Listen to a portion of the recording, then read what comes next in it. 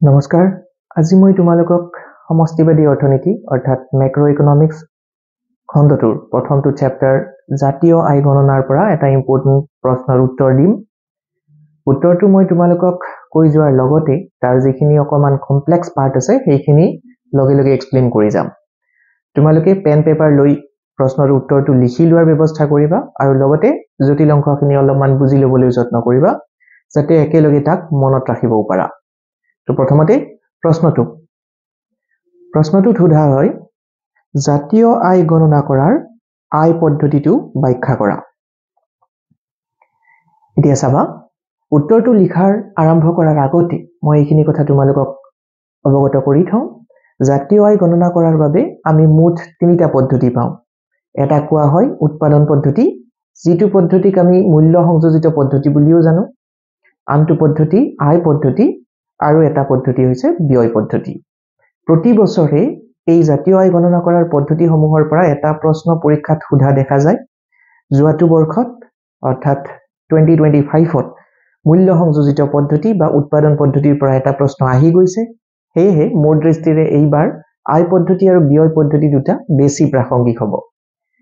তো প্ৰথমতে আমি প্ৰশ্নৰ উত্তৰটো কেনেকৈ লিখিব পাৰো চাই আহোঁ। এনেকৈ লিখিব পাৰিবা তোমালোকে উত্তৰটো জাতীয় আয় গণনা কৰাৰ পদ্ধতিসমূহৰ ভিতৰত এক অন্যতম পদ্ধতি হ'ল আয় পদ্ধতি। এই পদ্ধতিটোৰ ধাৰণা অনুসৰি উৎপাদনৰ প্ৰতিটো কাৰকে অৰ্থাৎ উপাদানসমূহে যি আয় অৰ্জন কৰে তাৰ সমষ্টিয়ে হ'ল জাতীয় আয়। চোৱা ইয়াত জাতীয় আয় বুলি কোৱাৰ লগে লগে আমি দেশখনৰ আয়ক বুজিছো অৰ্থাৎ ভাৰতৰ আয়। এই আয় গণনা কৰিবৰ কাৰণে এই যিটো আয় পদ্ধতিৰ কথা কোৱা হৈছে আমি প্ৰথমতে উৎপাদনৰ উপাদানসমূহে যি আয় অৰ্জন কৰে তাক জানিব লাগিব। উৎপাদনৰ উপাদান বুলি ক'লে আমি বুজিম ভূমি, শ্ৰম, মূলধন আৰু সংগঠন। ইংৰাজীত তাক কোৱা হয় লেণ্ড, লেবাৰ, কেপিটেল আৰু এণ্টাৰপ্ৰিনিয়ৰশ্বিপ বা অৰ্গেনাইজেশ্যন। এই উপাদানসমূহে প্ৰতিটোৱে স্বতন্ত্ৰভাৱে আয় উপাৰ্জন কৰে বা আয় সৃষ্টি কৰে। যিদৰে আমি ভূমিয়ে উৎপাদন কৰা বা ভূমিয়ে সৃষ্টি কৰা আয়ক খাজনা বুলি কওঁ, ইংৰাজীত ৰেণ্ট বুলি কোৱা হ'ব। ঠিক একেদৰে শ্ৰমে যি প্ৰতিদান লাভ কৰে তাক আমি পাৰিশ্ৰমিক বুলি কম, মজুৰি বা দৰমহা বুলিও ক'ব পাৰি। একেদৰে মূলধন বা কেপিটেলে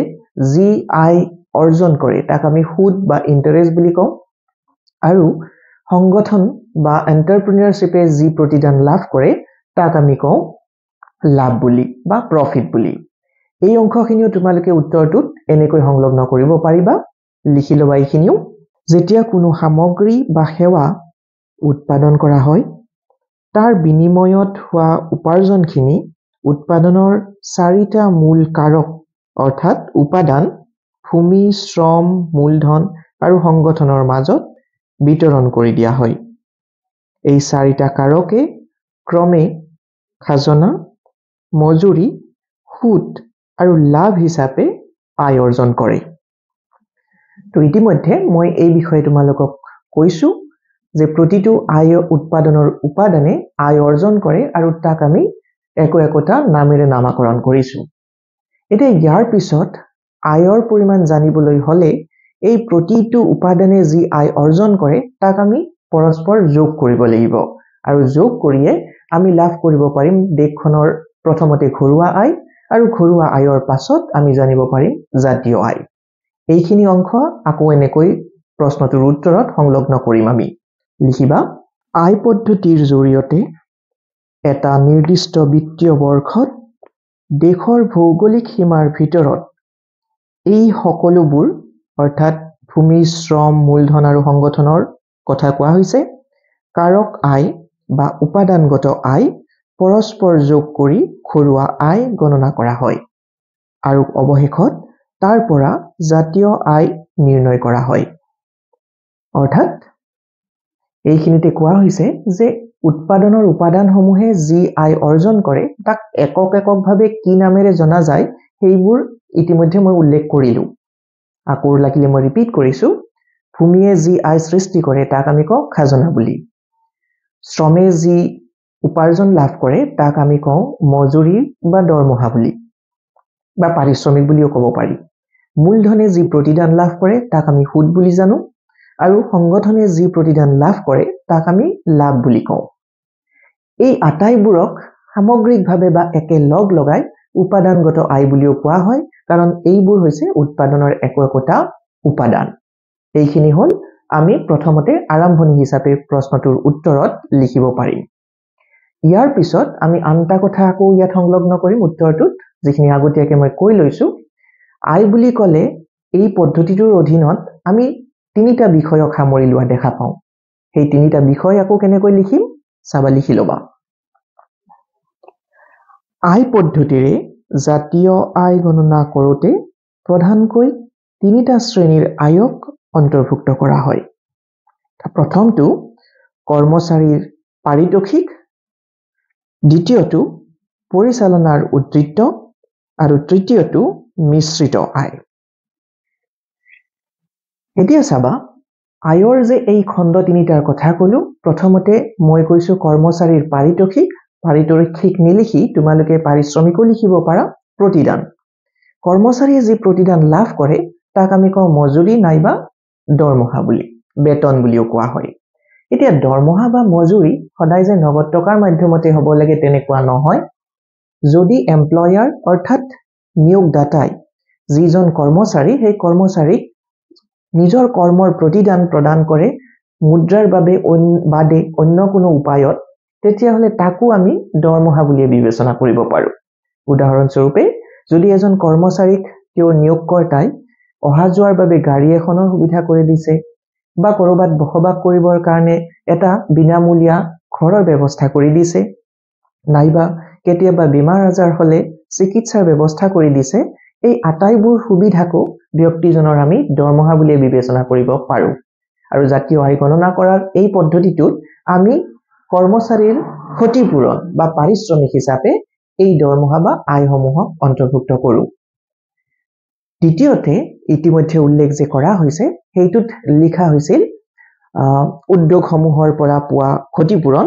অৰ্থাৎ পৰিচালনাৰ উদ্বৃত্ত। পৰিচালনাৰ উদ্বৃত্তত আমি সাধাৰণতে দেখা পাওঁ সম্পত্তিসমূহৰ পৰা পোৱা প্ৰতিদান, যেনেকৈ ক'ব পাৰি মূলধন বিনিয়োগ কৰিলে তাৰ পৰা পোৱা সুদ, নাইবা ভূমি কামত লগালে বা ভূমি খটালে তাৰ প্ৰতিদান স্বৰূপে লাভ কৰা খাজনা বা ভাড়া, ৰেণ্ট বুলি যাক ইংলিছত কোৱা হয়। আৰু অন্তিমটো যিটো ইয়াত লিখা হৈছিল মিশ্ৰিত আয় বুলি, মিশ্ৰিত আয়ে এনেকুৱা আয়বোৰক বুজায় যিবোৰক আমি কৰ্মচাৰীৰ পাৰিশ্ৰমিক বুলিও বিবেচনা কৰিব নোৱাৰোঁ আৰু এইবোৰক কোনো উদ্যোগ প্ৰতিষ্ঠান বা সম্পত্তিৰ পৰা হোৱা আয় বুলিও বিবেচনা কৰিব নোৱাৰোঁ। তাক আমি ক'ব পাৰোঁ কোনো ব্যক্তিৰ দক্ষতাৰ জৰিয়তে অৰ্জন কৰা বৃত্তিগত আয়। যেনে হ'ব পাৰে এজন এডভকেট অৰ্থাৎ এজন উকিলে যি পাৰিশ্ৰমিক লাভ কৰে সেয়া হ'ব পাৰে, এজন চাৰ্টাৰ্ড একাউণ্টেণ্টে যি পাৰিশ্ৰমিক লাভ কৰে সেয়া হ'ব পাৰে, বা এজন ডক্টৰে তেওঁৰ চিকিৎসা সেৱা প্ৰদানৰ জৰিয়তে যি লাভ কৰে সেয়াও হ'ব পাৰে। এনেবোৰক আমি দৰমহা বুলি একেধাপে ক'ব নোৱাৰোঁ, এইফালে এইবোৰ সম্পত্তিৰ বিনিময়ত লাভ কৰা আয়ো নহয়। ইয়াৰ পিছত আমি জানিব লাগিল আয় গণনা কৰিবৰ কাৰণে এই পদ্ধতিটোত কোনবোৰ পদক্ষেপ গ্ৰহণ কৰা হয়। গণনাৰ সুবিধাৰ কাৰণে আমি এই পদক্ষেপসমূহক 4টা খণ্ডত বিভক্ত কৰিব পাৰোঁ বা 4টা পদক্ষেপত আমি আয়ৰ পৰিমাণ গম পাব পাৰোঁ, জাতীয় আয়ৰ পৰিমাণ গম পাব পাৰোঁ। সেই পদক্ষেপসমূহ কি আমি এতিয়া লিখি লওঁ। তো প্ৰথমতে এনেকৈ হেডিং এটা লিখি ল'বা, জাতীয় আয় গণনা কৰিবৰ বাবে তলত উল্লেখ কৰা পদক্ষেপসমূহ গ্ৰহণ কৰা হয় বা লোৱা হয়। প্ৰথমটো পদক্ষেপ উৎপাদনকাৰী গোটসমূহ চিনাক্ত কৰা আৰু শ্ৰেণী বিভক্ত কৰা। পোনপ্ৰথমতে উৎপাদনৰ উপাদান নিয়োগ কৰা উৎপাদনকাৰী গোটসমূহ চিনাক্ত কৰি উলিয়াই তাক ক্ৰমে প্ৰাথমিক খণ্ডৰ উদ্যোগ, গৌণ খণ্ডৰ উদ্যোগ আৰু সেৱা খণ্ডৰ উদ্যোগ হিচাপে শ্ৰেণী বিভক্ত কৰা। এতিয়া চাবা, এই আয় পদ্ধতিত প্ৰথমটো পদক্ষেপ আমি গ্ৰহণ কৰিব লাগে, অৰ্থ ব্যৱস্থাটোত যিবোৰ উৎপাদনকাৰী গোট আছে সেই গোটবোৰক আমি বাছি উলিয়াব লাগে আৰু তাক 3টা খণ্ডত শ্ৰেণী বিভক্ত কৰিব লাগে। তাৰ প্ৰথমটো শ্ৰেণীক আমি প্ৰাথমিক খণ্ড বুলি কৈছোঁ বা প্ৰাথমিক খণ্ডৰ উদ্যোগ প্ৰাথমিক খণ্ডৰ উদ্যোগত প্ৰাকৃতিক সম্পদ বা প্ৰাকৃতিক সম্পদৰ আনুষংগিক কাৰ্যৰ সৈতে জড়িত থকা উদ্যোগবোৰক অন্তৰ্ভুক্ত কৰা হয় যেনে খনিজাত সামগ্ৰীৰ এক্সট্ৰকশ্যন বা উৎঘাটনো হ'ব পাৰে কৃষি কাৰ্যও হ'ব পাৰে দ্বিতীয়টো গৌণ উদ্যোগ বুলি কোৱা হৈছে ইয়াত কৃত্ৰিম সামগ্ৰী উৎপাদনকাৰী প্ৰতিষ্ঠানসমূহ অন্তৰ্ভুক্ত হয় অৰ্থব্যৱস্থাত এনেকুৱা উদ্যোগৰ সংখ্যা যথেষ্ট বেছি আৰু তৃতীয় খণ্ডটোক আমি সেৱা যোগানকাৰী খণ্ড হিচাপে বিবেচনা কৰোঁ এইবোৰে কোনো দ্ৰব্য উৎপাদন নকৰে কিন্তু কিছুমান সুবিধাৰ সৃষ্টি কৰে যেনে পৰিবহনৰ কথা ক'ব পাৰি বেংক সেৱাৰ কথা ক'ব পাৰি বীমাৰ কথা ক'ব পাৰি এনেবোৰ উদ্যোগ এই খণ্ডসমূহক আমি সামগ্ৰিকভাৱে একোটা খণ্ডৰ অন্তৰ্ভুক্ত কৰিছো প্ৰাথমিক খণ্ড গৌণ খণ্ড আৰু সেৱা যোগানকাৰী খণ্ড এইটো আছিলে প্ৰথমটো পদক্ষেপ তাৰ পিছত আহিল দ্বিতীয়টো পদক্ষেপ ইয়াক আমি এনেকৈ লিখিম দ্বিতীয়টো পদক্ষেপত প্ৰতিটো খণ্ডই প্ৰদান কৰা উপাদানগত আয় নিৰ্ধাৰণ উৎপাদনকাৰী গোটসমূহৰ শ্ৰেণী বিভাজনৰ পিছত প্ৰতিটো খণ্ডৰ উদ্যোগে প্ৰদান কৰা আয়সমূহক পুনৰ কৰ্মচাৰীৰ ক্ষতিপূৰণ খাজনা তথা স্বত্বকৰ সুদ লাভ আৰু মিশ্ৰিত আয় শিতানৰ অধীনত শ্ৰেণী বিভক্ত কৰা হয় দ্বিতীয়টো পদক্ষেপত আমি কি পালো প্ৰথমতে উদ্যোগ প্ৰতিষ্ঠানসমূহক শ্ৰেণী বিভক্ত কৰিলো আৰু এই উদ্যোগসমূহত যি আয় অৰ্জন হয় এইবাৰ আকৌ সেই আয়সমূহক চিনাক্ত কৰি তাক কেইটামান শ্ৰেণীৰ অন্তৰ্ভুক্ত কৰা হয় যিটো শ্ৰেণীৰ প্ৰথমটো খণ্ডত ৰাখিছো কৰ্মচাৰীৰ ক্ষতিপূৰণ ইতিমধ্যে মই কৈ আহিছো কৰ্মচাৰীৰ ক্ষতিপূৰণে কৰ্মচাৰীৰ দৰমহাকো বুজায় দৰমহা আকৌ অকল নগদ টকাৰ মাধ্যমতে হ'ব লাগে বুলি কোনো কথা নাই কোনো সুবিধা যদি তেওঁৰ নিয়োগদাতাৰ পৰা লাভ কৰিছে তেতিয়াহলে তাকেই আমি কৰ্মচাৰীজনৰ ক্ষতিপূৰণ বা দৰমহা বুলি বিবেচনা কৰিব পাৰো তাৰ পিছত আন এক শ্ৰেণী এটা আমি ইয়াতে দেখিবলৈ পাওঁ এই শ্ৰেণীটোত লিখিছো খাজনা বা স্বত্বকৰ খাজনা হৈছে ভূমিৰ প্ৰতিদান স্বৰূপে লাভ কৰা আয় আৰু স্বত্বকৰ ইংৰাজীত কোৱা হয় ৰয়েলটি অৰ্থাৎ কোনো এজন ব্যক্তিয়ে যদি নিজৰ মনস্তাত্ত্বিক অৰ্থাৎ ইন্টেলেকচুৱেল কোনো ক্ষমতা ব্যৱহাৰ কৰি বা নিজৰ জ্ঞান বুদ্ধি ব্যৱহাৰ কৰি কোনো সামগ্ৰী সৃষ্টি কৰে আৰু সেই সৃষ্টিৰ তেওঁ প্ৰতিদান কাৰোবাৰ পৰা গ্ৰহণ কৰে তাক আমি স্বত্বকৰ বা ৰয়েলটি বুলি কওঁ এইটো এটা শ্ৰেণী আন এটা শ্ৰেণীৰ কথা তোমালোকে তাত লিখিছা সেইটো হ'ল সুদ লাভ কৰে মূলধনৰ বিনিময়ত আৰু তাৰ পিছত সংগঠনকৰণে অৰ্জন কৰে লাভ সেইটো এটা শ্ৰেণী আৰু এটা কোৱা হৈছে মিশ্ৰিত আয়ৰ শ্ৰেণী ইতিমধ্যে মিশ্ৰিত আয়ৰ কথাও কৈছিলো যিটোক আগতে উল্লেখ কৰা এটা শ্ৰেণীৰো অন্তৰ্ভুক্ত কৰিব পৰা প্ৰত্যক্ষ কোনো কাৰণ নাথাকে তেনেবোৰক আমি মিশ্ৰিত আয়ৰ অন্তৰ্ভুক্ত কৰো এইটো আছিলে দ্বিতীয়টো পদক্ষেপ তাৰ পিছত আহিল তৃতীয়টো পদক্ষেপ তৃতীয় পদক্ষেপত আমি ঘৰুৱা আয় গণনা কৰো এতিয়া ঘৰুৱা আয় কি আগলৈ সেইটো বিশ্লেষণ কৰিম এনেকৈ লিখি ল'ব পাৰিবা তৃতীয় পদক্ষেপত প্ৰতিটো খণ্ডৰ পৰা উপাৰ্জিত আয়ক পৰস্পৰ যোগ কৰি ঘৰুৱা আয়ৰ পৰিমাণ নিৰূপণ কৰা হয় এতিয়া চাবা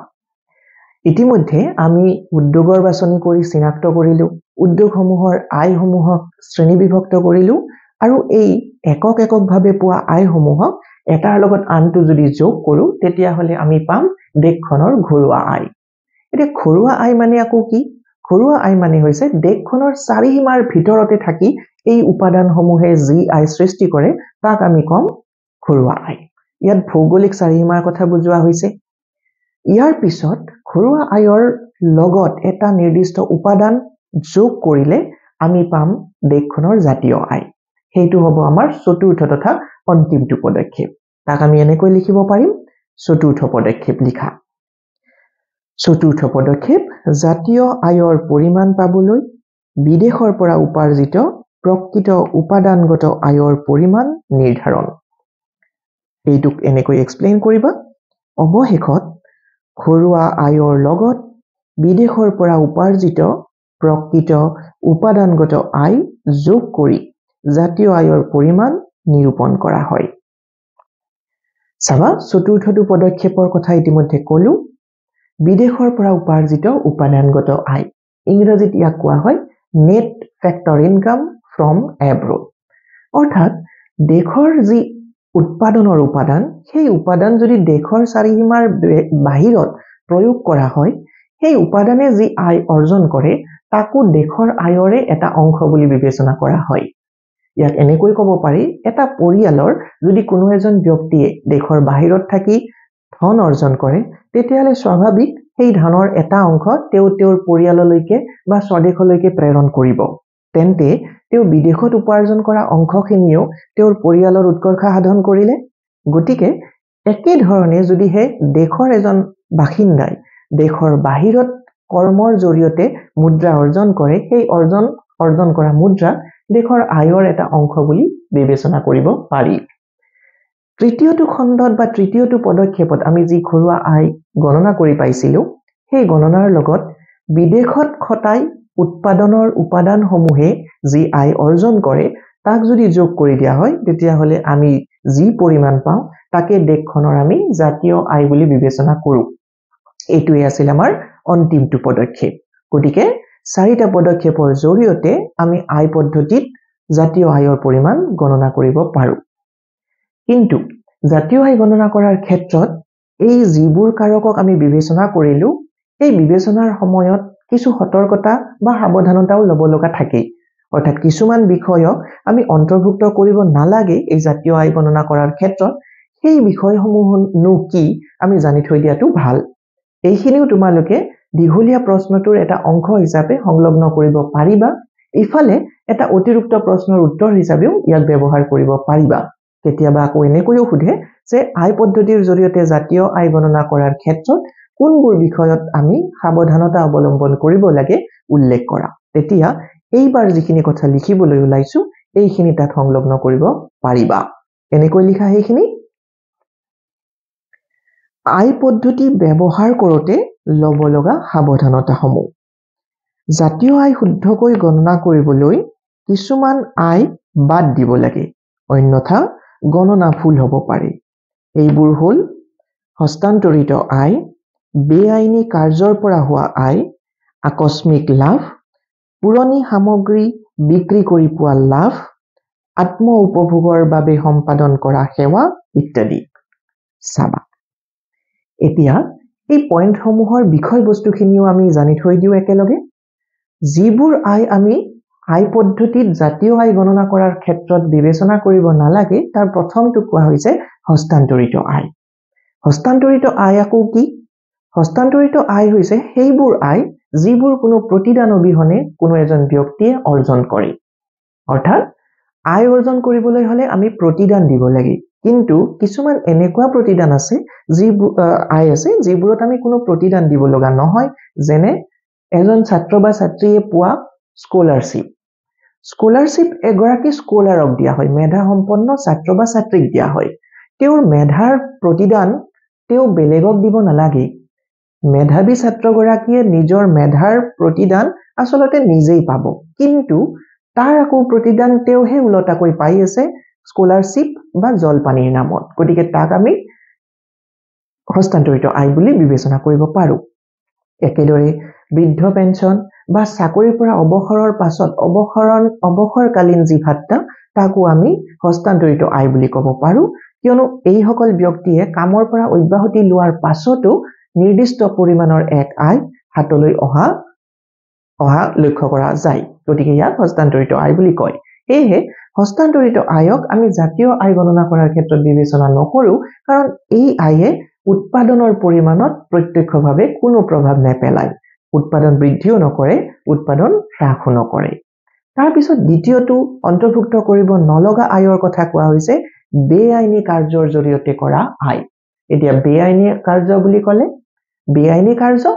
অসংখ্য হ'ব পাৰে যদি হয় কোনো এজন ব্যক্তিয়ে কলা বজাৰৰ জৰিয়তে বা কোনো এনেকুৱা সামগ্ৰী যিবোৰ নিষিদ্ধ সামগ্ৰীৰ ব্যৱসায়ৰ জৰিয়তে গোপনে যদি মুদ্ৰা অৰ্জন কৰে তেতিয়াহ'লে তাকো কোৱা হ'ব জাতীয় আয়ৰ বহিৰ্ভূত আয় অৰ্থাৎ তেনেকুৱা আয় জাতীয় আয়ৰ ভিতৰত অন্তৰ্ভুক্ত কৰা নাযায় তাৰ পিছত এটা আয়ৰ শ্ৰেণী লিখা হৈছে আকস্মিক আয়ক আমি যেনে লটাৰীৰ জৰিয়তে পোৱা আয়ক ক'ব পাৰি বা কোনো এক প্ৰতিযোগিতাৰ প্ৰতিদান স্বৰূপে পোৱা পুৰস্কাৰক ক'ব পাৰি যেনে ঘোঁৰা দৌৰ প্ৰতিযোগিতা বিভিন্ন দেশত অনুষ্ঠিত হয় আৰু তাৰ জৰিয়তেও কিছুমান ব্যক্তিয়ে আয় অৰ্জন কৰে আনকি কিছুমান স্থানত বেটিং অৰ্থাৎ জুৱা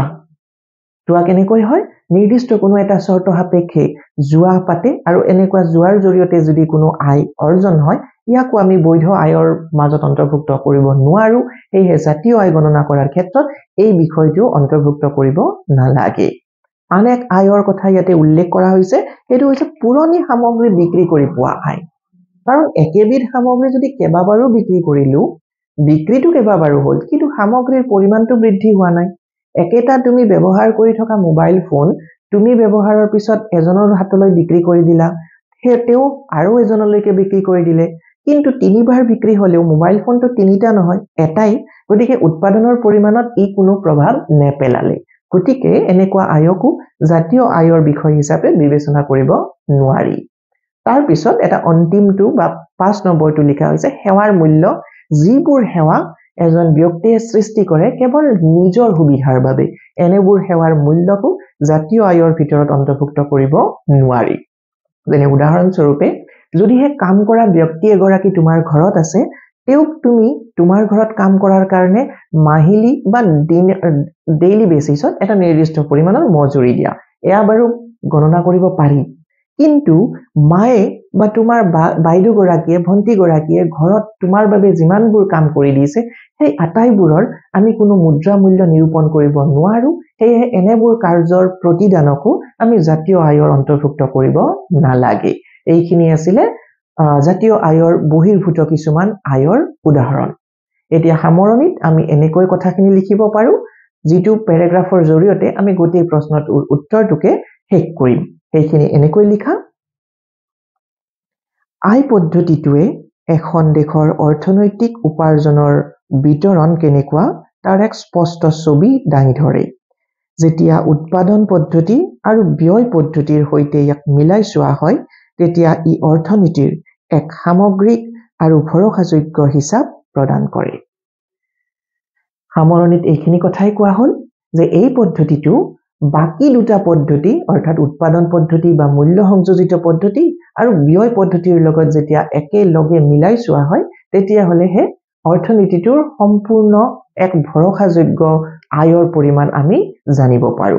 এককভাৱে পদ্ধতিসমূহ বিশেষ ফলপ্ৰসূ নহব পাৰে কিন্তু একাধিক পদ্ধতি যেহেতু জাতীয় আয় গণনা কৰাৰ ক্ষেত্ৰত প্ৰয়োগ কৰা হয় আটাইবোৰক তুলনামূলকভাৱে ব্যৱহাৰ কৰিলে আমি প্ৰকৃত বা একেবাৰে শুদ্ধ তথ্য জানিব পাৰিম দেশখনৰ জাতীয় আয়ৰ বিষয়ে